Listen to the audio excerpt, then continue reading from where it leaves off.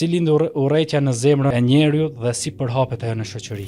Urrejtja s'mund të prej smundjeve të zemrës, po që ashtu edhe smira. Këto zanve në zemrën e njeriut kur nuk ka zanë vend imani besimi, ose shumë pak ka zanë vend, atëherës është lanë shprastir për gjërat e tjera negative, jo të mira, jo të dashura tek Allahu te bareke ve teala. Kur ka shprastir në zemrën e njeriu dhe njeriu nuk e mbush me gjëra të mira, atëherë aty do të ketë syefatsi, do të ketë mendemallsi, do të ketë urrejtje e kështu me radhë. Pastaj gjithashtu përgojimi ta marrim si sebeb, si shkak që kjo të rritet dhe të shtohet dhe të ekziston në zemrat e njerëzve, për shkak të përgojimeve që ja bëjmë njëri tjetrit. Edhe kur dëgjojmë se filani na ka përgojuar ose ka fol për ne kundra neve, ose se ka xhelozi, çka ndodh atëherë? Zemrat tona mbushen me urrejtjen ndaj këtij personi. Pse? Për shkak të veprimeve të atij negative që ai i bën ndaj nesh. Pra, përgojimi, sharja, ofendimet, lakmia, konkurrenca që ja bëjmë njëri tjetrit për çështje të dynjas dhe kështu me radhë. Por para se gjitha është mungesa e imanit, mungesa e besimit.